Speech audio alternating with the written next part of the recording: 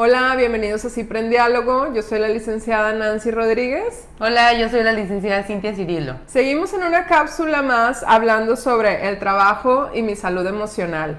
Y en esta cápsula en particular vamos a hablar de la violencia laboral como un factor de riesgo en nuestro trabajo. Exacto, ¿por qué hablar de violencia laboral? Justamente les hemos venido platicando que tenemos que prevenir un riesgo psicosocial en el área laboral, y uno de los riesgos más constantes, desafortunadamente, es la violencia laboral, que tendríamos que dividirla un poquito en tres diferentes aspectos, que sería el acoso psicológico, el hostigamiento y también los malos tratos. ¿Por qué hablamos de violencia? Realmente creo que la violencia es algo que surge y que nos habla de que internamente se está gestando ya sea un malestar o unas prácticas que pudieran generarnos dificultades psicológicas importantes, y evidentemente para las empresas generar un riesgo de un ambiente laboral ahora sí que muy poco satisfactorio para las personas involucradas, ¿no? Y que puede detonar como problemas de muchos tipos, ¿no? Sí. Cuando hablamos, por ejemplo, de este primero que les comentaba, que es el acoso, hablando sobre todo de acoso psicológico, pues vamos a pensar en que este tipo de acoso va a ser regularmente pues hecho por una persona en donde el empleado está subordinado, entonces la persona tiene poder arriba de él, y va a dañar su estabilidad psicológica, puede dañar su personalidad, su dignidad, su integridad, y va a haber situaciones diferentes en donde esto se puede observar, por ejemplo, en acciones de humillaciones, de devaluaciones, de marginación. Vamos pensando un poco en esto, por ejemplo, en devaluación o también en descrédito. Pensábamos en un ejemplo, Cintia y yo, en el sentido de que también tenemos que poner mucha atención en que podemos pensar que no hay una situación de violencia o que se está dando de una manera muy sutil, pero ¿qué pasa cuando tú estás como empleado justamente haciendo alguna actividad y tu jefe va y te desacredita, o va y entonces te dice, ¿sabes qué? Yo lo hago por ti porque tú no acabas nunca. Entonces, pero yo lo voy a hacer por ti para que a ti no haya problema en el trabajo después, porque va a salir como si tú lo hiciste, y tú como empleado dices, ok, me está ayudando, ¿hasta dónde? La situación acá es irnos cuestionando como el lugar que realmente nos está dando nuestro jefe, y si se puede ir convirtiendo sutilmente en acciones que vayan entonces a tener como consecuencia una violencia laboral, en donde hay un acoso. Y el tema de la violencia es que por lo general la violencia siempre es de poco hacia mucho. Exacto. O sea, es ascendente. Generalmente comienza por situaciones muy sutiles que pasan desapercibidas. Por eso en muchas ocasiones las personas, ya que están en una situación de violencia, es muy difícil que salgan de ahí, porque digamos que se fueron involucrando en diferentes ámbitos de su vida o en situaciones muy comprometedoras, en donde salir de esa situación de violencia implica un riesgo. Hay ocasiones que un riesgo económico, un riesgo emocional, un riesgo social, un riesgo laboral, ¿no? En particular en el trabajo, pues involucra con situaciones muy importantes en donde pues el trabajo significa muchísimas cosas, como ya habíamos hablado antes, ¿no? Y en este sentido, justamente hablamos de qué tipo de consecuencias puede haber. Pues puede, como decía Cintia, o sea, se pueden ir dando situaciones dentro del trabajo en donde a lo mejor al principio solamente se siente como un malestar, pero si es algo que justamente es muy constante, puede desencadenar claramente ya en situaciones emocionales más graves, como una depresión, como que el empleado quiera estar como en aislamiento, o esté ya también mermándose su autoestima. Entonces son momentos que se le tienen que dar. Momentos me refiero a cuando están sucediendo, se le tiene que dar mucho lugar. Tenemos que estar como con las antenitas de alerta de, a ver, ¿cómo me siento? ¿Cómo me hace sentir esta persona que está junto a mí en el trato que me da? Y justamente en eso, en el trato que me da, hablaríamos de hostigamiento, que también sería una situación en donde hay alguien que tiene poder sobre otra persona, y entonces hace algo en donde la persona justamente, valga la redundancia, se siente hostigada. hay una agresión. El hostigamiento tiene la característica de ser una cuestión repetitiva, continua, que no respeta el límite, incluso aunque la persona pueda sentirse muy incómoda, aunque la persona pueda decir que le es desagradable esa situación, no hay un respeto por esa integridad física o emocional y se sigue, ahora sí que... molestando, ¿no? En inglés incluso así se dice, molesting, ¿no? Molesting.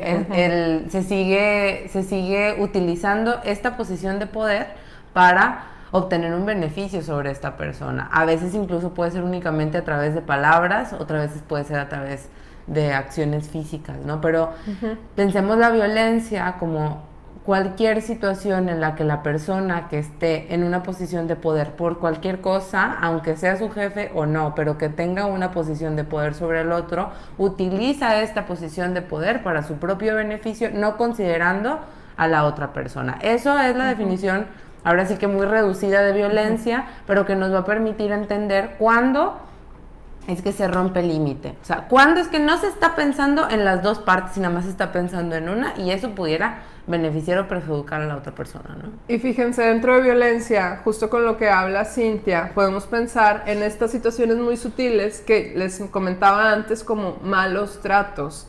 Acá va a ser bien importante porque también en nuestra cultura, quien nos vea en otro país, estamos en México, pero en nuestra cultura, o también podríamos decirlo, en la cultura latina, el hecho de un insulto, de un cascarrillo, de una humillación como leve, puede sonar a, pues es que así nos llevamos. Una burla inocente, una se llevan pesado. Nos llevamos pesado, pero si la situación acá es que si es algo totalmente constante, claramente se va a volver, y no se va a volver desde un principio, es un acto violento, entre comillas, disfrazado de algo en lo que estamos como ya muy, está ya muy normalizado. Lo vemos como algo, pues es que así es. Entonces va a ser como muy importante que lo podamos tener como muy presente, que sea una alerta, ¿no? Y también pienso que en ocasiones, cuando existen estas cuestiones muy sutiles, habrá quienes se quedan callados, pero habrán quienes hablan, ¿no? Sí. Habrán quienes denuncian. Y a veces denuncian enojándose, a veces denuncian de manera reactiva. Y habrá que escuchar cuando una persona dentro de nuestro espacio de trabajo está reaccionando de manera reactiva. Bueno, válgame la redundancia, pero está reaccionando, se está enojando con mucha frecuencia o está contestando agresivamente ante lo que está sucediendo, porque eso puede ser una señal de alerta de que hay violencia laboral. Exacto. No siempre, pero una persona no reacciona de la nada. Claro. O sea, nunca. Y justamente como para darles un poquito más de conciencia sobre cuáles podrían ser las consecuencias de una violencia laboral, pues podemos ir pensando también, además de la que dice Cintia, en este sentido de reaccionar de más, pues bueno, el trabajador puede sentirse constantemente en desconfianza, puede ir generando más ansiedad, puede haber una situación en donde el trabajador esté como con fantasías o con sensaciones de persecución, ya sea de que lo pueden despedir, o ya nada más, si no hago las cosas de tal manera, el jefe o el que viene hacia arriba, o también en momentos hasta iguales, pero como decía Cintia, que tienen como aún así un tinte de superioridad a nivel laboral, entonces, que puedan estar surgiendo situaciones de qué pasa, cómo me siento, qué fantasías hay en este sentido como de persecución.